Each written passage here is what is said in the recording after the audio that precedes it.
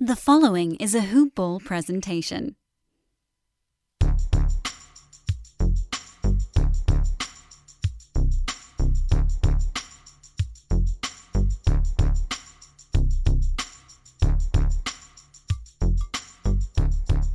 Hello, and welcome to the Hoop Ball DFS Today podcast. I'm your host, Mike Patria. Happy Saturday. Welcome. It is July 17th. We got some wonderful Game 5 playoff action on our hands. Series tied up 2-2 as the Bucks just took two games on their own home court, traveling back to Phoenix today. Really excited about this game. Just when people thought it was over after the first two games in Phoenix, we have ourselves a series, an exciting one, nonetheless. So we're going to jump right into things. We're going to start breaking down my picks, who I'm looking at, kind of my game strategy surrounding, I guess, just how I'm building my lineups and the game script in general. And that's what you're going to find that I use a lot of the times during these showdown slates is you got to stick to your game script. Game scripts are going to be the most important thing. And it simply just starts with how you think this game's going to go. But before we jump into anything, just a quick shout out to our presenting sponsors over at MyBookie. Guys, head over to mybookie.ag to check out the number one sports book out there, the number one sports book that we put our name behind because we want to attach our name to something that is gold. And that's what MyBookie is, guys. If you head over there and use that promo code HOOPBALL, HOOPBALL, they'll match your deposit on up to $1,000, 50%. So it's free money. They're going to give you guys free money to play with, whether you want to use it on the NBA Finals, whether you want to use it in MLB, you can parlay, put it all together, save it for football season. Whatever you want to do, you can head over there. And they even have a fully fledged casino platform. So let's say your bets aren't riding too hot and you want a chance to make your money back. You can do that, whether it's blackjack, roulette, craps. They even got some slot machines, all the table games you can imagine at your local shindig over there. And like I said, free money when you use that promo code HoopBall. So check it out, guys. Promo code HoopBall over at mybookie.ag. Also, I want to take a quick second just to give a little birthday shout out to Mr. Santino Cacone, my good buddy, my good friend, my co-host, my cohort, my right-hand man in this whole thing. Had his birthday yesterday. I think he turned the big 29. So just want to give a quick shout out if you guys are listening. Maybe get him on Twitter, give him a happy belated. I'm sure he would love it. Probably not. He's one of those guys that doesn't like the birthday wishes. Nah. But big 2-9, known this guy for a long time. And it's awesome. It's awesome getting to work with your friends and getting to do this with one of my good friends. And listen, the dude knows his stuff. I didn't just bring him on because he's one of my friends. It's because the kid is a sports whiz. The dude knows everything about everything. He is one of those guys that is like a Rain Man when it comes to looking stuff up and remembering that kind of stuff. So wish you could be on the show, but he's enjoying his birthday weekend. So I'm here to cover for him, and we're going to break this down pretty smoothly. Been doing pretty well over the past two slates when we're talking about these showdown slates. Game scripted them both.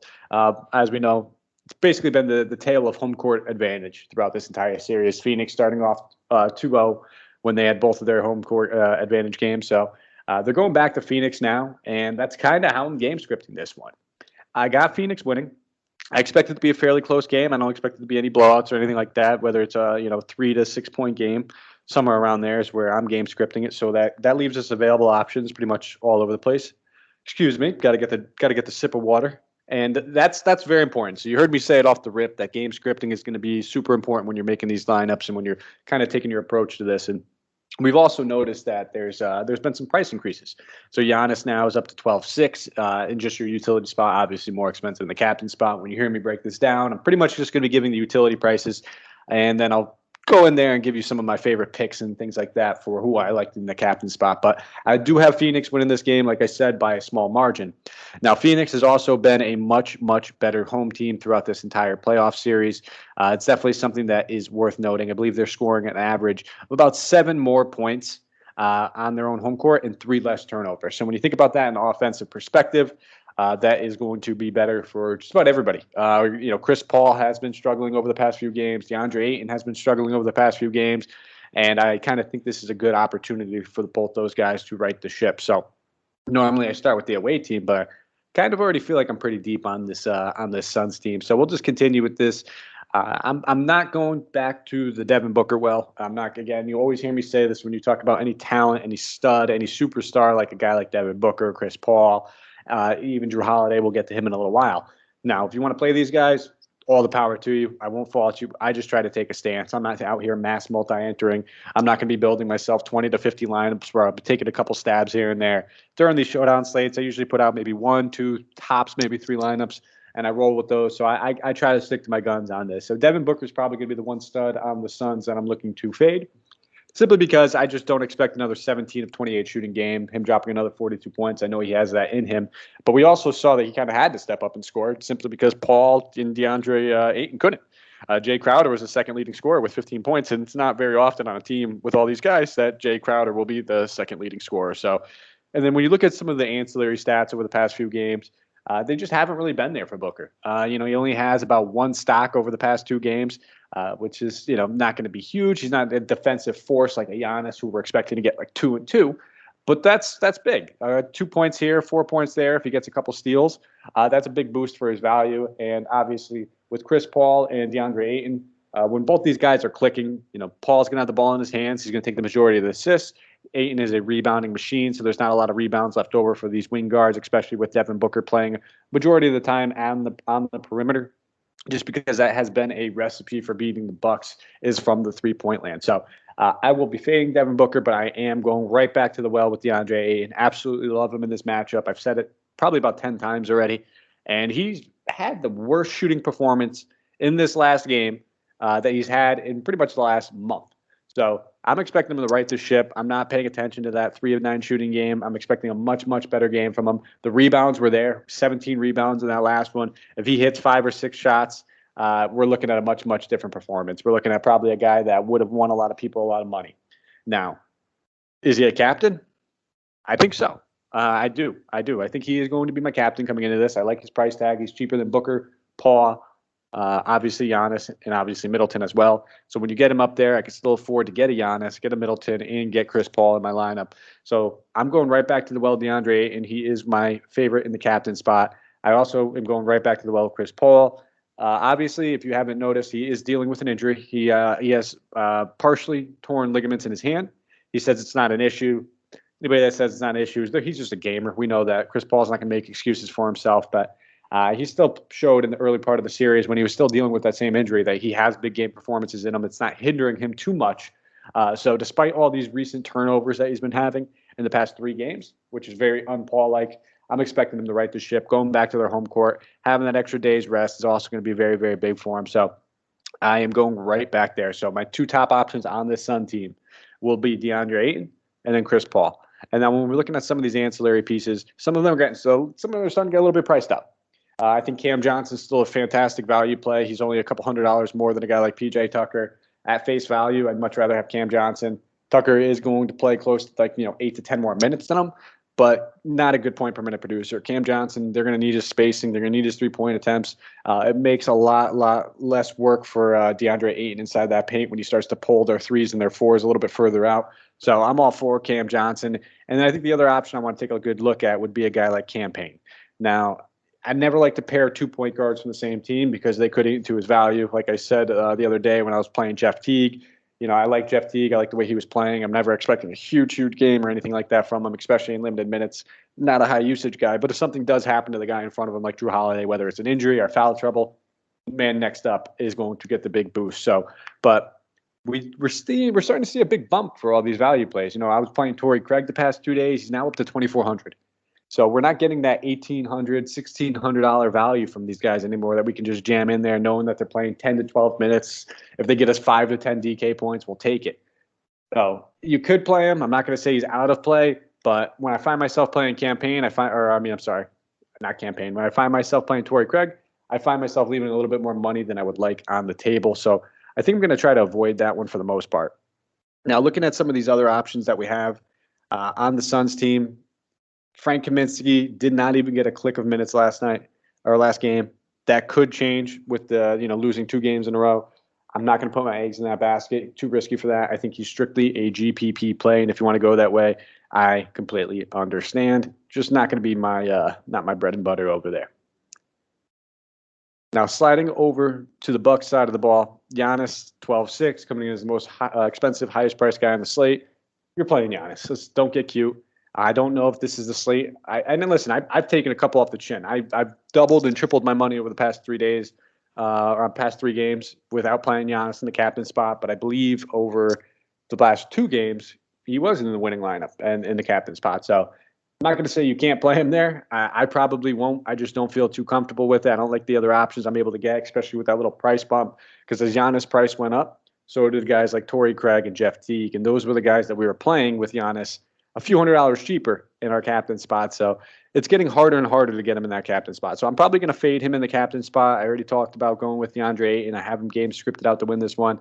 You can go with Chris Middleton in that captain spot if you feel a little bit better. I think Middleton's just going to continue to play well. The shot attempts have been there for him. He's chipping in assists. He's chipping in steals, chipping in rebounds. He's just putting up all around good performance games. So those are obviously the 2 top options. You probably don't need me to tell you that, but sometimes a little context behind where we're going to play them and what situations we can play them in might help you. Again, I'm staying away from Drew Holiday.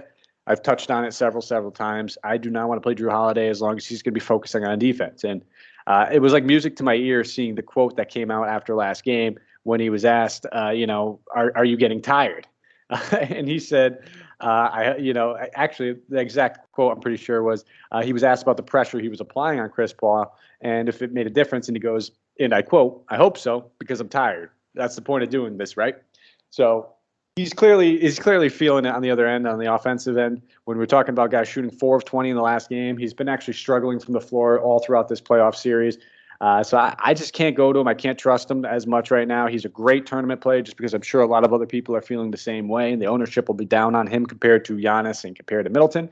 But with all this guy for 42 to 43 minutes, he's going to be locked on Chris Paul, locked on Devin Booker, chasing these 2 guys around, focusing on the defense, trying to make things uncomfortable for him. Because if you can make Chris Paul uncomfortable, it's going to make DeAndre Ayton uncomfortable. It's going to make Devin Booker have to work harder for his own shots. He's going to have to play a little bit more ISO. He's going to be taking more mid-range pull-up jumpers. So for those reasons, I will not be playing Drew Holiday.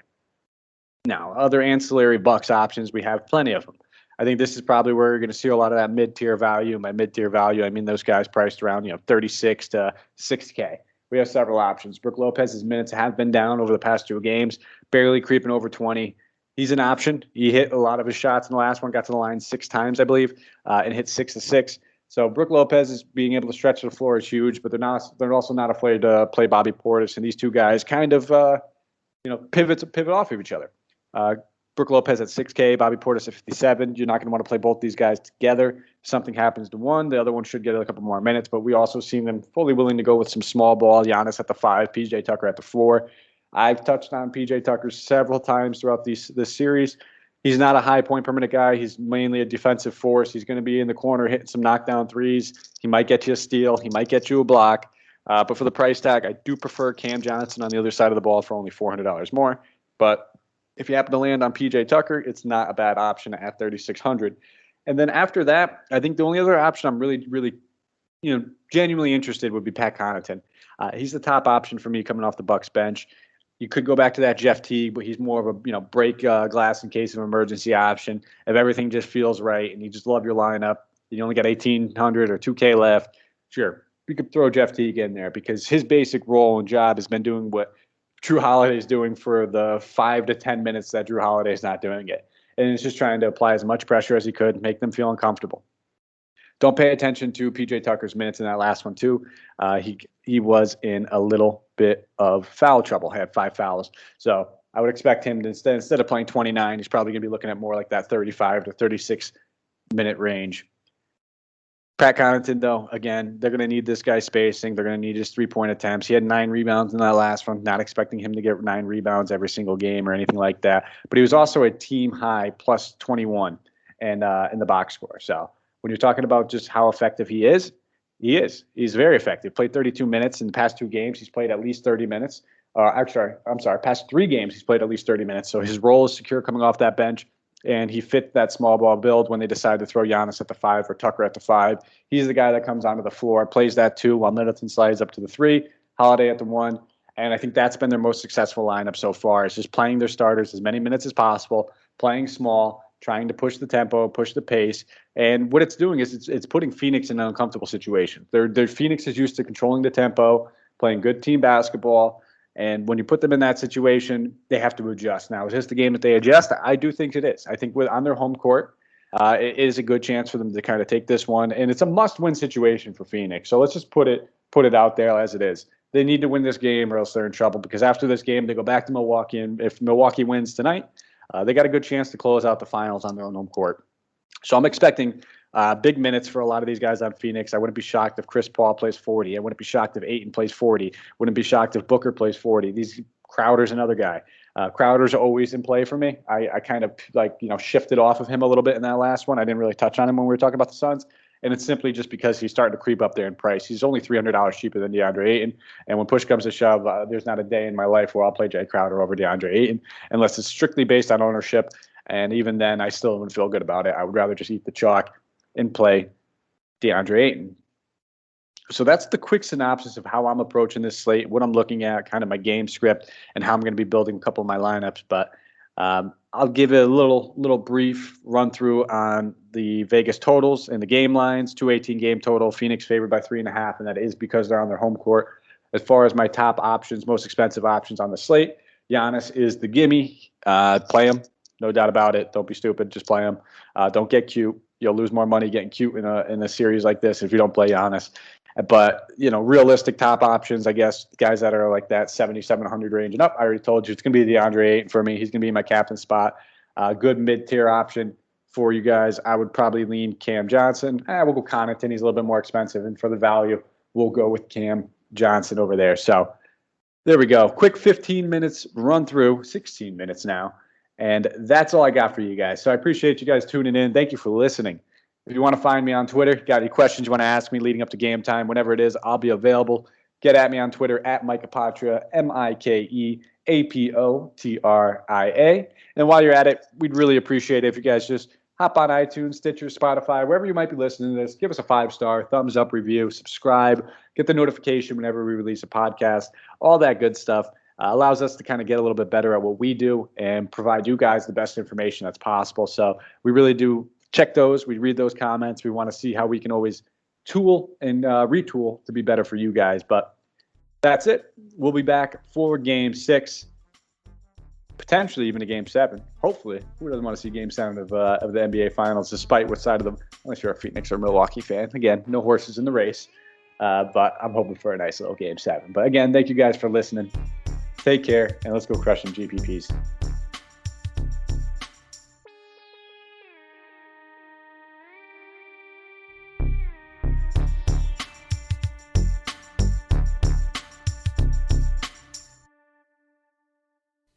This has been a Hoop Ball presentation.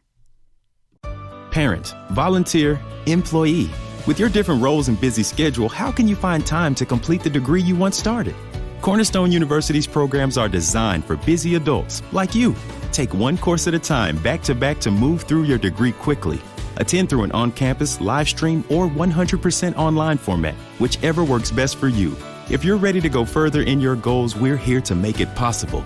Achieve without ceasing. Learn more at adult.cornerstone.edu. At Speedway, no thirst goes unquenched, and that includes yours. Right now, any size Speedy Freeze or fountain drink is only 99 cents. Find your nearest Speedway at speedway.com/locations. Speedway. Summer happens here. Excludes maximum Speedy Freeze or fountain drink.